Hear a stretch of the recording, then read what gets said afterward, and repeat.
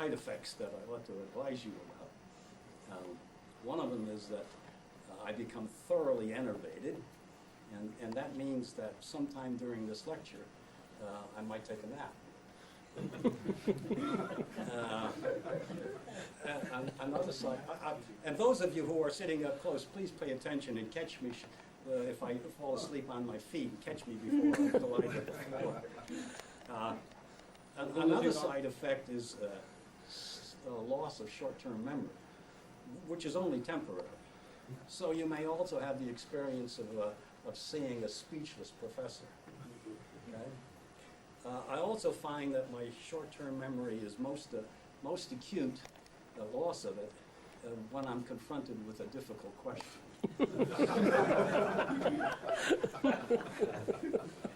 Well, I guess I'll try for one more. I've forgotten already. This is the second lecture I've given in the last year. It's the second lecture if you don't count some outbursts at home. So, what I'm going to talk about today is, I don't know, it might not, it couldn't really go as research, but the problem is that when I wanted to solve this particular problem, I couldn't find any help in the literature. Oh, I should add, I have notes up here just to aid my short-term memory loss. I couldn't find any help in the literature, and no physical chemistry text that I have ever seen treats the problem of chemical kinetics in closed, isobaric, isothermal systems. They just don't do it.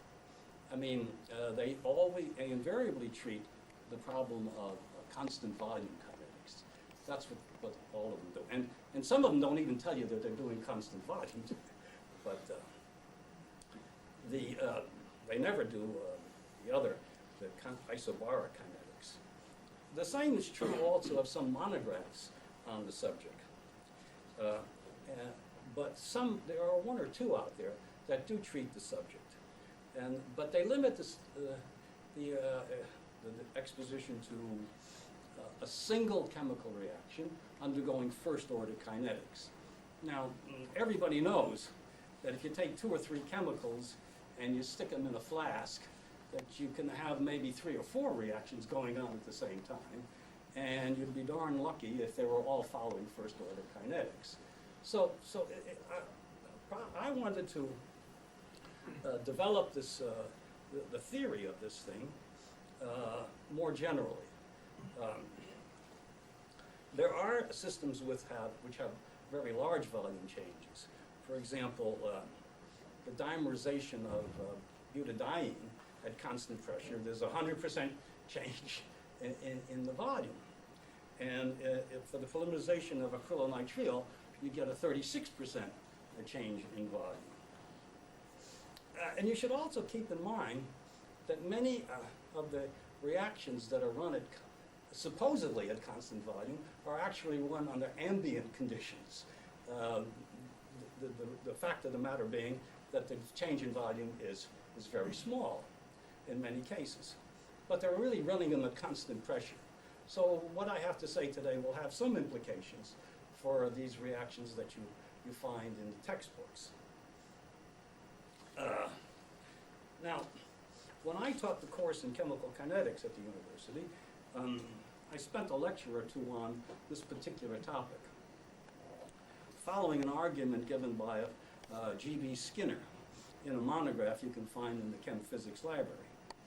Skinner treats, as I mentioned, a single reaction undergoing first order kinetics.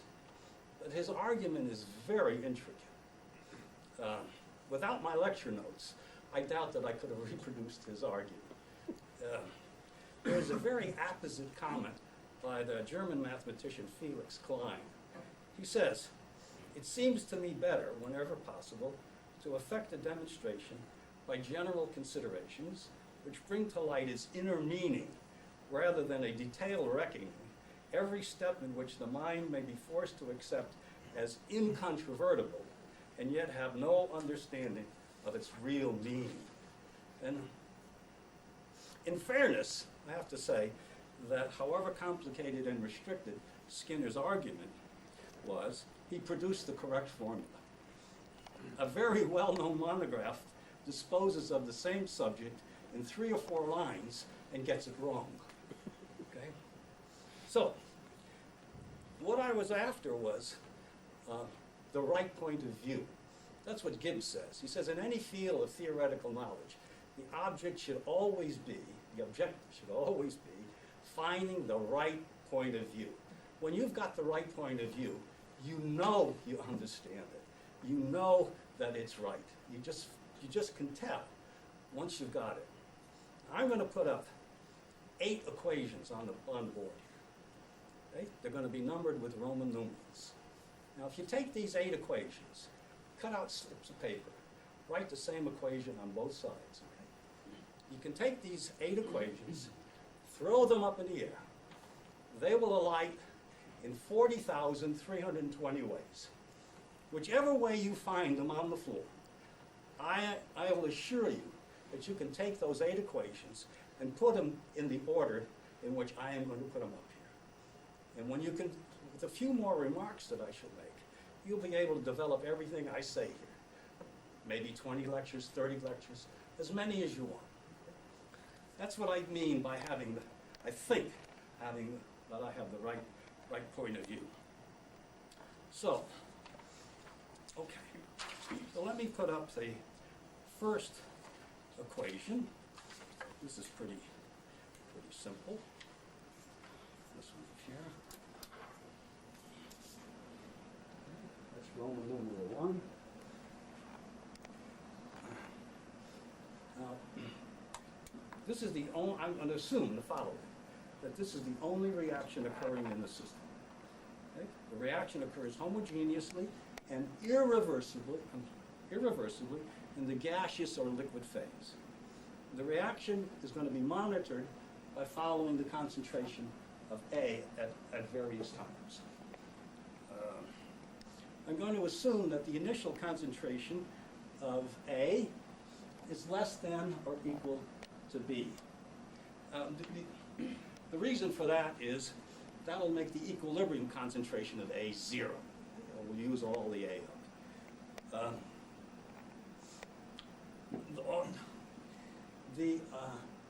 None of these assumptions are essential. We can dispose of all of them. I'm making these assumptions only so that we'll have a particular reaction that we know we're working with. Okay? So that's equation number 1.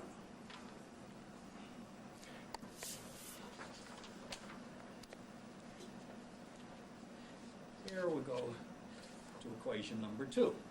Since we're working at constant pressure, the volume is going to change. So let's put this up. Here's the second equation. We're going to suppose that the volume is a function of the temperature, the pressure, and the mole numbers of the 4 components. Okay? Now, assumptions for equation number 2, T and P are constant, isothermal, isobaric systems. Second assumption is that V must be a slowly varying differentiable function of these mole numbers, Na and B and C and D, the latter being implicit functions of the time. Now, since T and P are to be constant, then that imposes a condition. V must vary slowly enough so that there are no temperature or pressure gradients within the system. Okay? This excludes very rapid reactions. Okay? So explosions are out of the game. Even some very rapid reactions. And it also excludes reactions with very large enthalpy changes. Okay? If you have a tremendous exothermic reaction, then to keep the temperature constant is a considerable constraint upon the system. The thermal restriction is more severe than that of the pressure because heat transfer is generally a slow process. While if you're in a liter flask, perhaps you can take care of it by vigorous stirring. Incidentally, I'm not going to be talking about flow systems. That's a hard problem, okay? And I don't want to talk about a hard problem. This is an easy problem. Okay? At least I've figured out that this is an easy problem. Maybe later on I'll work with that. But in flow systems, you have a variable reaction volume, you have diffusion, you have all sorts of complicated problems, and the equations are really quite complicated.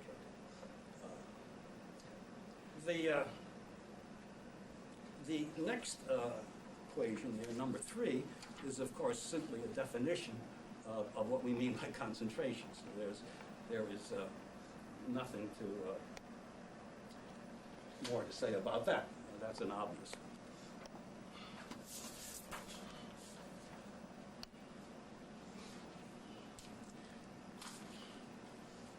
Now, if we take that definition of the concentration and differentiate it, okay? And this is calculus 1, not calculus 4. That's equation 4. This is calculus 1. You just differentiate it. Okay, the first term on the right is this guy over here. Represents the rate law for A as determined by experiment, by assumption, or theoretical considerations. Now, it's in moles per liter per unit time, except for a factor of A, which is required by the assumed reaction. Remember, we had an A, a little a in front of the component A. The second term represents the rate of change of concentration generated by the evolving reaction. As the reaction goes, the volume changes, so we have 2 terms contributing to the reaction. Observe that we could write a similar equation for B, C, or D, but we're not going to be following those components, so we only need this one. I would like to point out, before we go on, that we can squeeze something out of this equation, okay, which is always a good thing to do. To look at an equation and see if you can pluck something out of it for nothing. I like to get as much as you can for free. Now, suppose that we could do the following. Suppose that when we write out the rate law, that we could arrange for some of the parameters to have such values that this guy vanishes for all t greater than or equal to 0. It just goes away. Now, how could that come about? Well, since we're looking at a decomposition, this guy is negative. Okay? Then, in order to get a 0 over there, this thing over here must also be negative, dv dt. That means the volume is decreasing. And we've got a minus sign over here, makes it a plus, and they cancel. And that says that it might be possible for certain values of the parameters to arrange that this thing stays constant in time. Okay? Now that's what I would call a stationary value, not an equilibrium value. We'll come back and we'll see later on that it is indeed possible to do this in certain reactions. Another thing, if we were to be following a product rather than a reactant, then if this and this are both positive, you can get the same thing happening with a product. You could also get a stationary product, one whose concentration did not change with time. So that's an inference that one might make from this thing, and later see if one could actually do that in practice. And we'll see how to do that. So, now equation number 4, let's see, we'll get number 5 up here.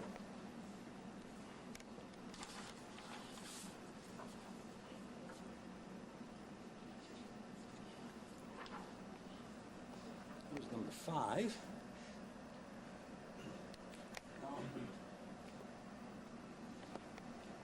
This simply follows from the reaction that I had written down. I had a single reaction. If you if you forget about this V over here and take out all the dTs, then all you're writing down is what the stoichiometry of the reaction says happens, okay? Minus dN sub A over A equals minus dN sub B over B is equal to dN sub C over C and dN sub D over D. I mean, that's just freshman chemistry. Right? To get this, we divide by dt, okay, and also by V. That makes an R over there. Now that R is the forward rate of reaction. It's the left to right rate of reaction. That's the positive direction. Okay? If you bring the V back over here, I just did that for simplicity. Okay?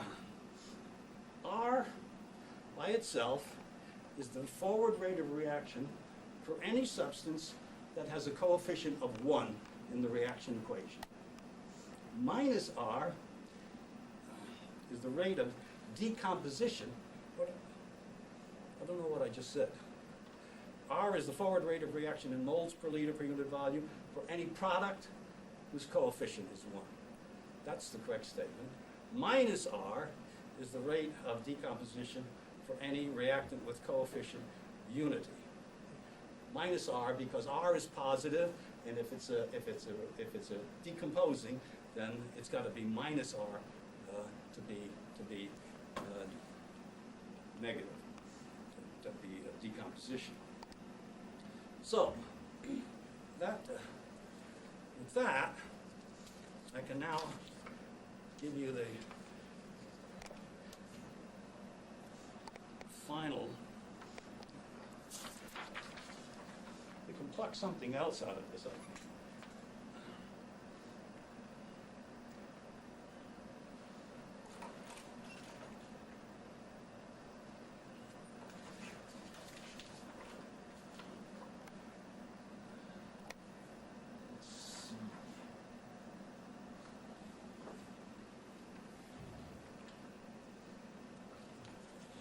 Here are the remaining equations. Okay. Now, we had in the formula for dA dt this term, 1 over V dV dt. And we know what V is. It's a function of T and P and the mole numbers, but T and P are constant. And so I just simply differentiated. Now this here is more like calculus 2 or 3, okay? Maybe 2. And so you get that. Now, using the equation that I just took down, which was minus 1 over A, dN sub A dt, and so on, using those equations for the derivatives up there, you plug it in and you get this formula. Okay? So I have that formula. And now, combining this formula with the formula for the dA dt, and using this for the rate of change with dN sub A by dt, this is the final equation. Now, this equation, this can hold even for non-ideal systems, because V can be any function of n sub A, n sub B, n sub C, n sub D. Okay? And R here is the rate. That can be a non-ideal rate too. So there's no assumption here of ideality. This is a general equation of the rate of change of A. And this is the equation you would start with if you were going to work out some particular problem. So, but we want to be able to compare this reaction, this form, with an ideal form, so we can see how they compare with what we find in textbooks. Okay? I want to point out something else before I do that.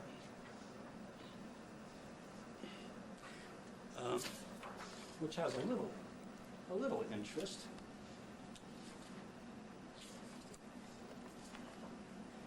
And that is, let's see.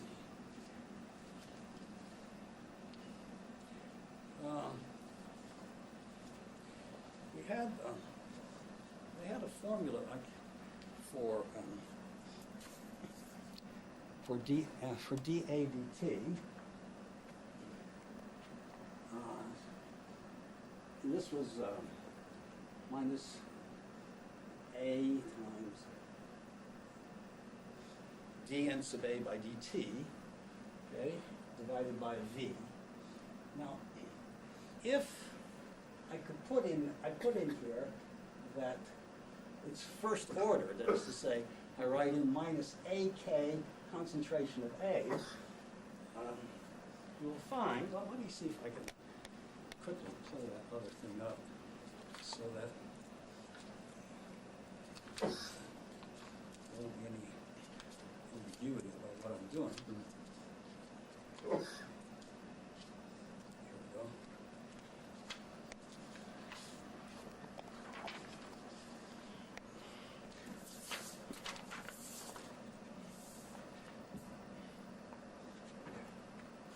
What I'm going to do here is I'm going to try to extract something else out of this thing without committing myself, except to one thing. Suppose this, with the proper factor of A, is minus AK concentration of A. Okay? What's that? Then, you see, I have minus AKA here, and I can take that thing and bring it underneath here. And that's what I had in this other transparency. Let's take a look. I have that. What you get is a special case. And we can integrate without knowing what the volume is, not knowing anything about the volume, even though the volume is changing. See? So this integrates to this. Now, this times the volume, of course, is simply the moles of A at time t, and that's the number of moles of A at time 0. Or, now if you differentiate this thing on both sides, you get dn sub A by dt is equal to minus AK n sub A. Okay? That's in a variable volume system. But it is not true that d concentration of A by dt is equal to minus AK concentration of A. There's no place on to write on a board. You want to run the, we can run the,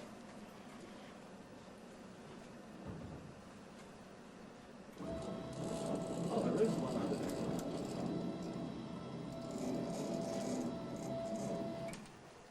and the light. So we have this equation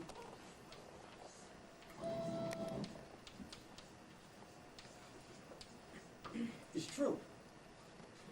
It's true. But this one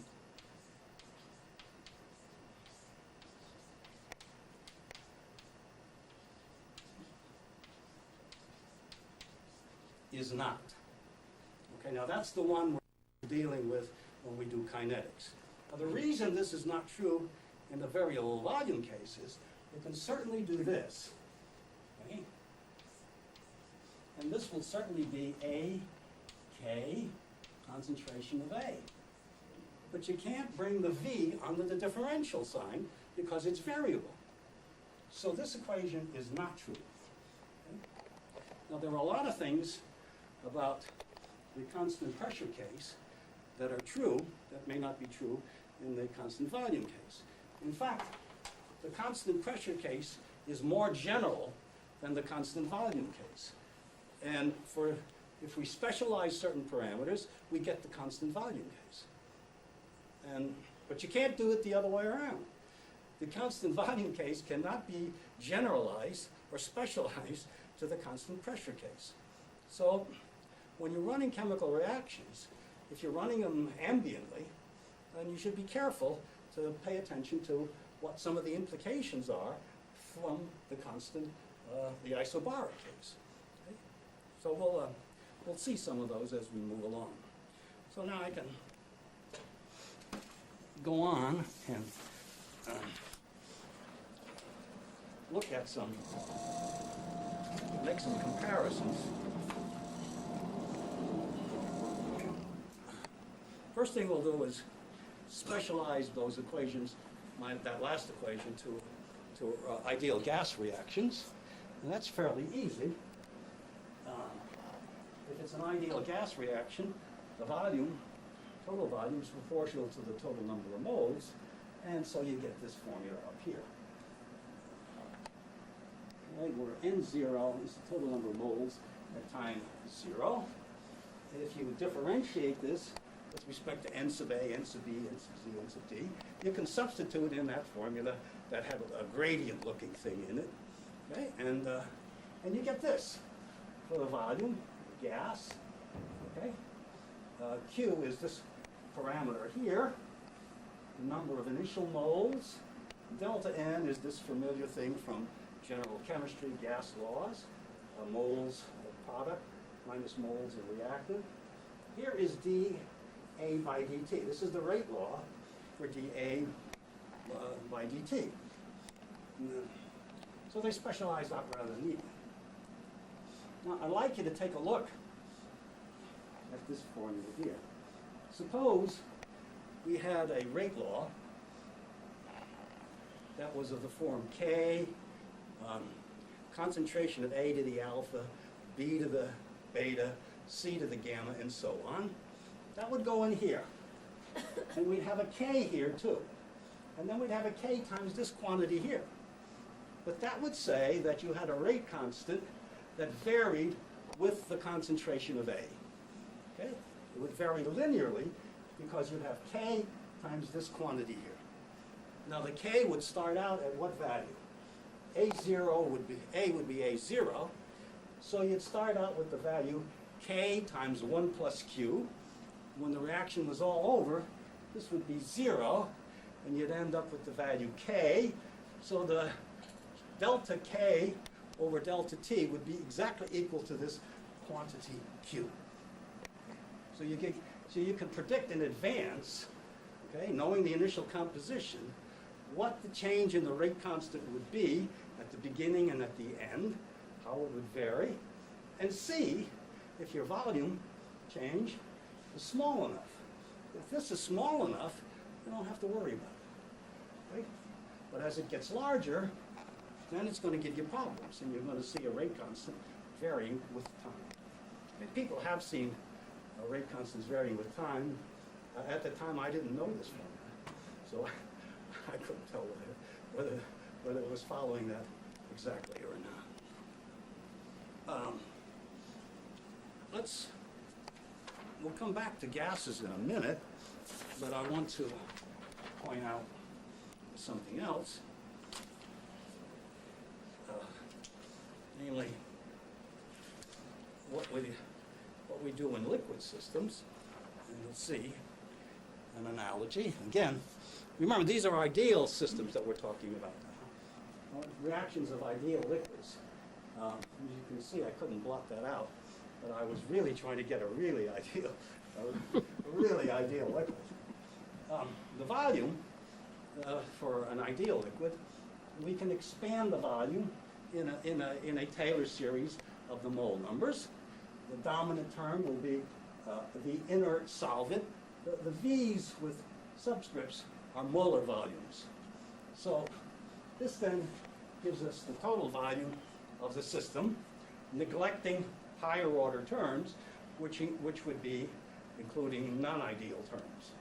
So this is the ideal case. Okay. And if you run through, calculate the derivatives of V with respect to N sub A, N sub B, and so on, you get these formulas. And you can see that they are exactly like the formulas for the ideal gas. So everything I say about the ideal gas system holds for ideal liquids. As they say in Latin, mutatis mutandis. It's the first time I've ever had a chance to use that. Appropriate changes having been made, okay? Corresponding changes having been made. Okay? I have to let everybody know I'm a professor now. Okay. So that's we won't say anything more about liquid systems.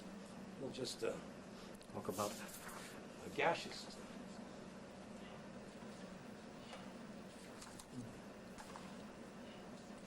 Again, just to remind you of what we had for the gaseous system. There we go again.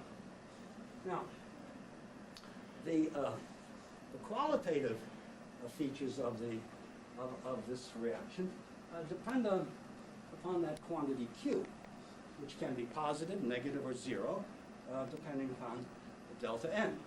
Of course, if Q is zero, it's got constant volume case. Right? That's all it is. It's right back minus AR, whatever R happens to be, you're at constant volume. Okay? There's no change. Now, I'd like you to notice one thing. This thing here can be zero when R equals zero. That is to say, when the reaction is all over, the rate is zero. It can also be zero when Q, when this quantity here, this term, is equal to zero. That is to say, Q is equal to minus A0, well, let's put it A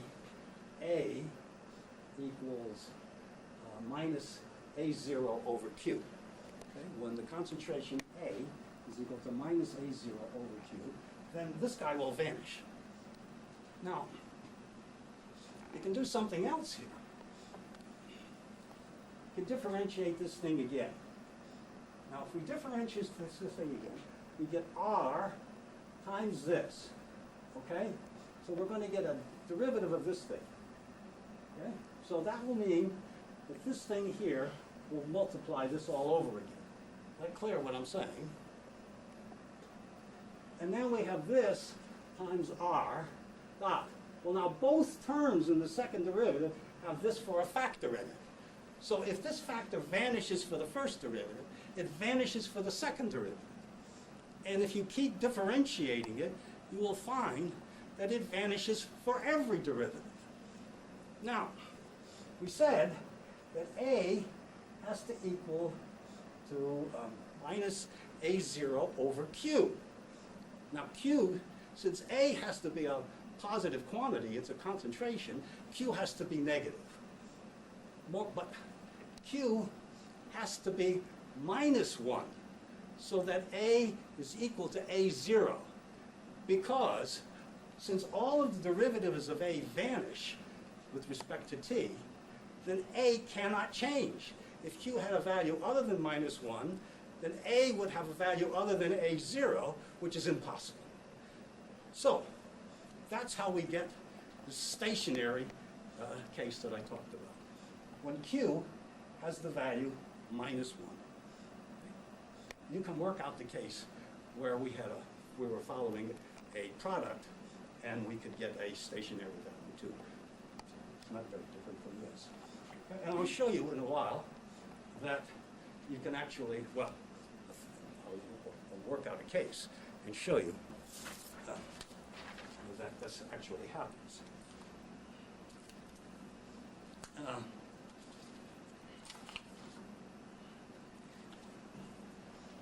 If we take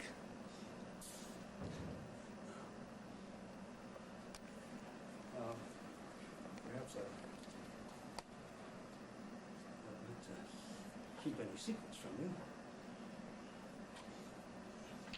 So eliminating R between the equations for A and V, eliminating R between these two equations, okay, you get this differential equation, and it integrates to this thing here. So now we have here a relationship between the concentration of A and the volume. Okay? This one is, as it stands, is independent of the kinetics. There are no rate constants in there. So we can make plots of V versus A and see how the volume changes with A for various values of Q. But as soon as I solve the differential equation for A and plug it in here, then that equation depends upon the kinetics. because that brings it in explicitly. Now, the limiting volume, of course, is when A equals 0. There's the limiting volume. Here's the absolute relative volume. It's this quantity Q again, which we found measured the delta K over K, the absolute value of that. That's also the relative change in volume, which you can estimate immediately from knowing what your initial composition is. So that's pretty straightforward. Now let me just quickly show you a few simple cases. I'm not doing this to show you that I can integrate, but and I don't want to spend enough time looking at them, but just to show you some examples. Here's a zero-order reaction, R equals K. This is what it integrates to. Here's the half-life. This is the time for the reaction to end. And here's the relationship between log V and K, which shows that you can get it by linear regression. We don't have to elaborate on that, but let me show you a graph of the zero-order reaction for various values. Here's Q equals 0, and you recall a zero reaction starts here, goes down here, and stops. Okay? Usually, that's the result of a component being completely consumed. Now, the negative signs, okay, on these things are negative values of Q. That means the volume is decreasing. Okay, so here is the Q equals -1. That's the case of the stationary value. You see, A will start with the initial value A0, and it will keep it if Q equals -1. Now, I have to point out something about this Q equals a -1. There's what I call the stationary state. It's not a stable state. Okay? If you change, you see, in order to get this stationary state, you have to arrange for Q to be exactly equal to -1. And by exactly, I mean -1.0000 out to infinity. If you just changed it by -1.0000001, eventually it will deviate from this line completely. Okay? But that's not true of a true equilibrium state. The true equilibrium state is always stable. So you want to distinguish between a stationary and an equilibrium state. Here, the concentration of A is increasing, okay, because the volume is decreasing more rapidly than the decomposition can take care of. This one here, the decomposition and the change of volume, the decrease in volume, exactly compensate. So you get this stationary state. If even below here, but notice this line here, the zero volume line, notice how the things curve away from it. The curvature is this way. Center of curvature is down here. And then they curve in the opposite direction. These are the points where I had a T star here before. Anybody can work that calculation. They show you where these things end.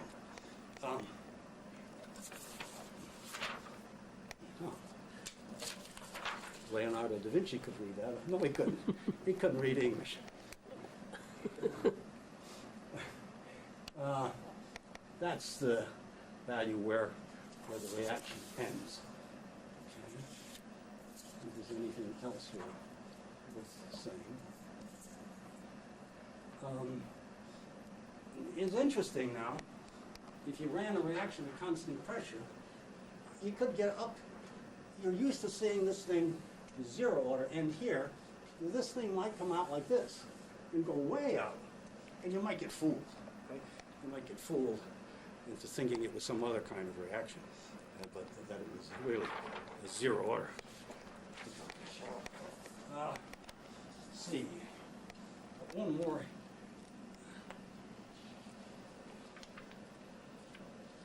Here.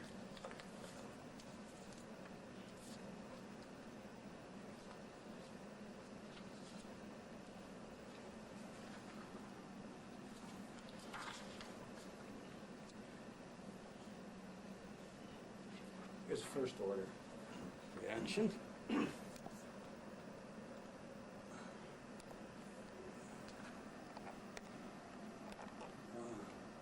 If you look at this one and put Q equal to 0, you can see that reduces to the familiar form, you know, that we all know and love and hope we find when we do experiments. You can get the rate constant by the relationship between the volume and the rate constant by linear regression of this equation. Let me show you some pictures of first order decomposition.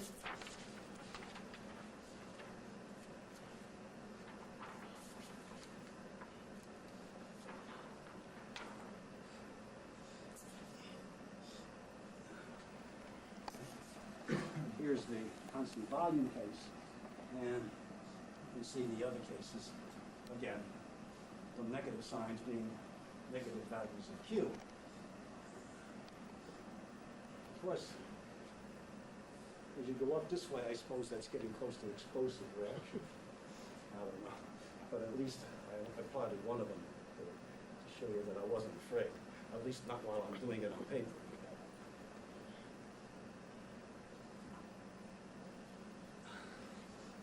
Okay. Well, I mean, I could work out the second order case for you, but I think you can do that yourself. Don't just bother with that form. And now another interesting aspect of constant pressure kinetics, and the answer, the question to say is this. I've used only rate laws R in which A appeared. Suppose the rate law included B or C or D. What do I do then? Well, God gave us something that really solves the problem, and what God gave us were conservation conditions. And I don't know about chemists, but chemical engineers seem to make use of these things all the time. And chemists seem to just, you know, like to work the way they do in general chemistry and say, you know, if X moles of this, give X Y moles of that, and so on. I mean, they're really doing conservation laws, but chemists seem to be terribly frightened of equations. Now, how do we work conservation laws? Suppose we had a reaction in which we had carbon monoxide, carbon dioxide, and H2O as components. Well, in the closed system, the number of atoms has to be constant. So we would write out number of moles, say, of CO, plus 2 times the number of moles of CO2, plus the number of moles of H2O equals a constant. That's a conservation condition. In constant volume, you write out concentrations instead. But suppose you don't know what the reaction is. Suppose it's AA plus BB plus CC plus DD. Well, you can do the same thing. Okay? And maybe this is where chemists get frightened. Maybe it's the algebra that scares them. Okay? Because let's suppose we want to conserve a particular type of atom. I don't care what it is. It could be even a null. Okay? So we have n sub A, n sub B, n sub C, n sub D. So let alpha, beta, gamma, and delta be the numbers by which I should multiply n sub A, n sub B, n sub C, and n sub D in order to get a constant. Okay? So do that. Fine. Now, since that's a constant, I can differentiate. And now I can use those derivatives that we put down a long time ago and get this equation. Well, now, in general, V and R don't vanish. Okay? We always have a volume. We always have a rate going on, except at the end. But for all time, that doesn't vanish. So that cancels, and we have this homogeneous algebraic equation, which we have to solve. And they're easy to solve, okay? We generally get multiple solutions, but here are the solutions. These solutions satisfy that equation. That's all it is. It's simple algebra. Well, now what do I do? Now, I want to convert these things into concentrations, because that's what I'm working with. So I go back to one of my original equations where I had a relationship between V and A. Remember? And I can arrange to have 0 terms on the right and terms without this super zero on the left. And if I divide each of these equations by the corresponding terms, I get this one for the first one. Now this expresses A and B. And you notice that they're different. In a constant volume system, what you would have would be something like B concentration of A minus little a concentration of B equals a constant. That's what you'd have. You can see that by putting Q equal to 0. So that's all you have to do. And if you need the concentration of B, you pull it out of here, put it in your rate law, and integrate. So you can handle those cases as well. Well, I didn't mention any reversible reactions, but they can be handled as well. Let me just put this up. And we'll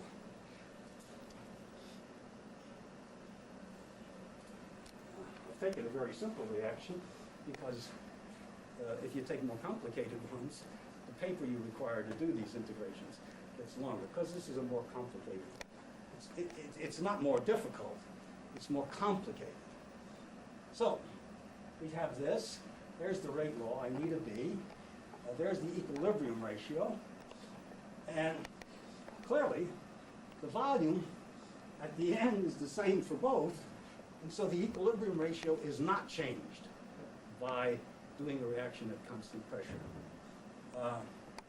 This is the equilibrium value of A, and it is different from the constant volume case.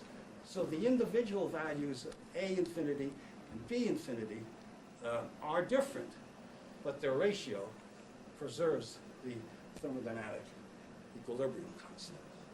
Well, as I said,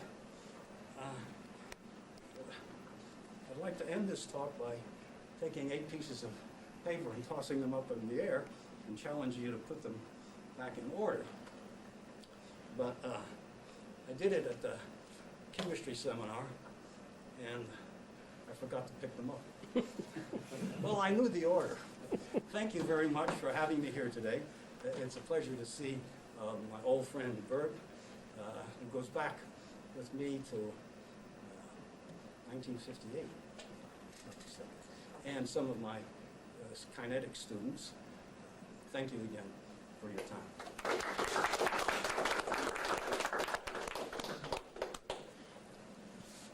Anyone have a question? It's always good to see someone with a sense of humor that does differentials and integrals. Very seldom happens. Well, I've been doing them for a long time too. I can't remember when I didn't know how to differentiate. You haven't looked at flow system, but if you keep the volume constant also and let the gas flow in and out, would that approximate what you're doing? Or?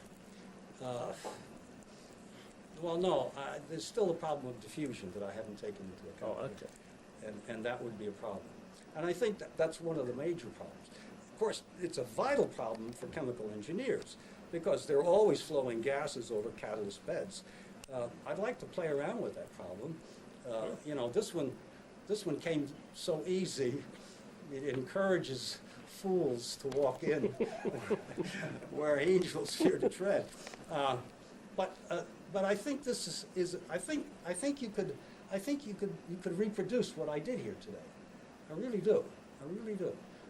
I think, and you could sit down and write 10, 20 lectures, I think, you know, just integrating and doing various little things that I haven't taken the trouble. The Russians are doing a lot with flow kinetics. They've come up with some horrendous equations, including diffusion, and the problem then becomes integrating those things.